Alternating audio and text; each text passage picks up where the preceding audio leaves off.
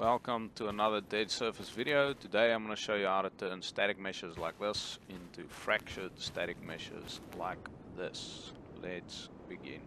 The first thing we want to do is head to the modeling tool, create a 500 by 500 by 500 cube. You can use any existing static mesh for this. I'm just using a cube for simplicity's sake. The next thing we want to do is select that static mesh, head over to the fracture window in the top left. Now we can start breaking up the mesh into different pieces. First thing we need to do is create a geometry collection.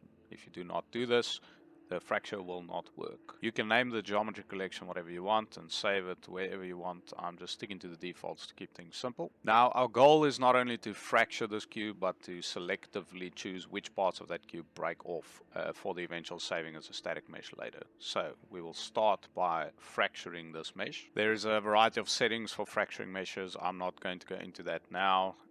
The default settings are perfectly fine. Upon hitting the fracture button, you will immediately notice that all of the newly created fractures are childed to a singular parent object that represents the entire geometry collection. We can then select each of these new fractures and even fracture them further, which will then create more childed fractures onto a single parented object. However, this is partly what creates a problem, as fracturing is hierarchical, which means the objects break from the top down. If the top layers are not broken, the bottom layers can not break.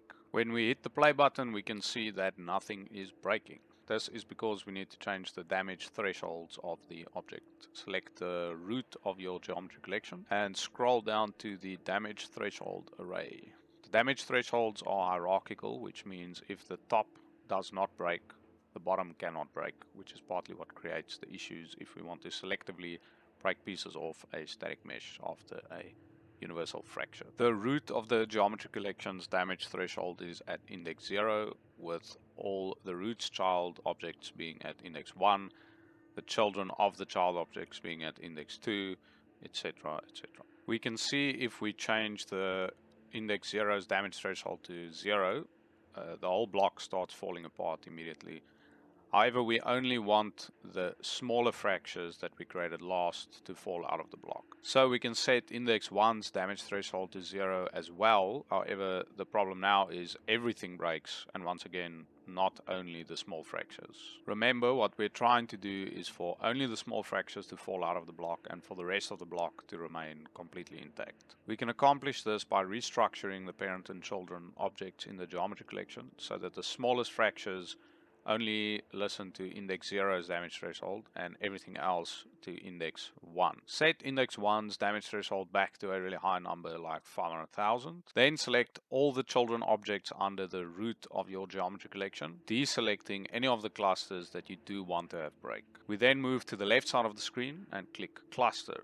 This will move all of the selected objects under a single parent, which now responds to index 1's damage threshold and not index 0. Remember, index 0 is reserved for clusters directly under the root and not for clusters that are parents to additional clusters. Next, we are going to select the cluster that we want to have break, in this case being the small fractures on the left of the cube. We are going to expand the selected cluster, select any of the children, and go to the left side of the screen and click uncluster. What this does is it moves all of these objects up to be parented only by the root object. This in turn now means that all of these smaller fractures are responding to index 0's damage threshold, while the rest of the cube responds only to index 1's damage threshold. Upon hitting play, we now see that only the smallest fractures break out of the block, while the rest of the block remains completely intact.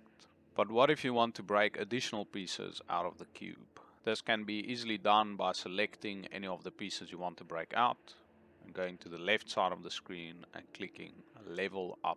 This moves the selected piece one level up in the hierarchy, which in this case would mean that it is now parented only to the root.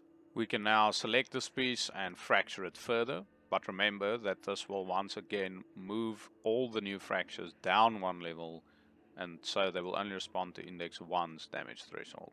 So, same as before, we select any of the children in the new cluster, head over to the left side of the screen and click uncluster. This will now make them respond to index 0's damage threshold instead of index 1. You can keep doing this as much as you want, but keep in mind that since this is physics driven, if you mess with the center of gravity of the object, like for example breaking out only the bottom pieces of the cube, the top pieces will still have to fall, which could result in breaks that you don't want.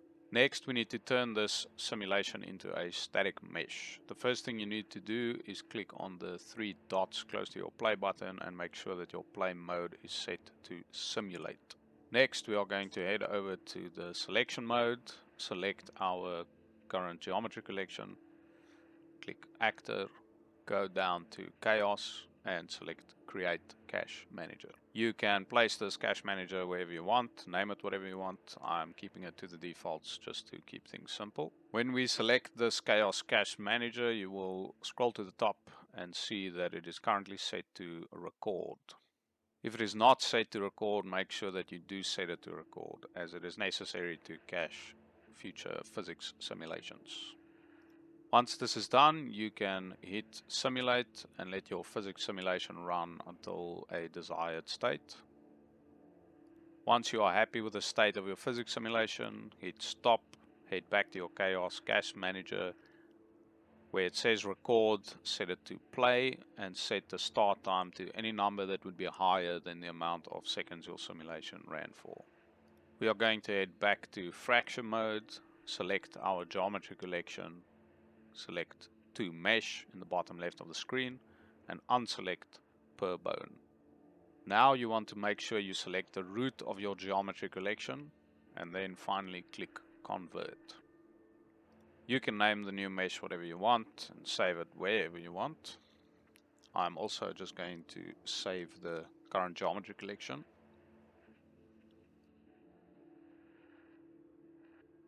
Once you move your geometry collection aside, you will now see your new mesh. However, we still have a last bit of cleaning up to do before we can call this finished. First, we need to select our newly created mesh and head over to the modeling mode. Click on attributes, generate new polygroups and set the conversion method to connected tries. Now the reason we do this is because during some of our physics simulations, some of our fragments might fall through the floor. Ideally we want to remove those, and this is a simple way to do that. We can quickly check if we have some rogue pieces by heading to Xform, edit pivot and putting our pivot in the center of our object. As you can see, in this case the pivot is going through the floor somewhere into the abyss. After creating your polygroups, head over to Model, Polygroup Edit and make sure that your selection is by faces only, which is the third option. Next, drag select all the pieces above ground, click on Invert Selection, hit Delete and finally hit Accept.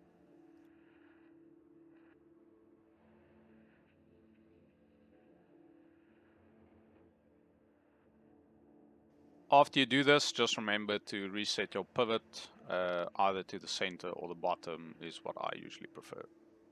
And there you have it, a new cleaned up mesh from a fractured object.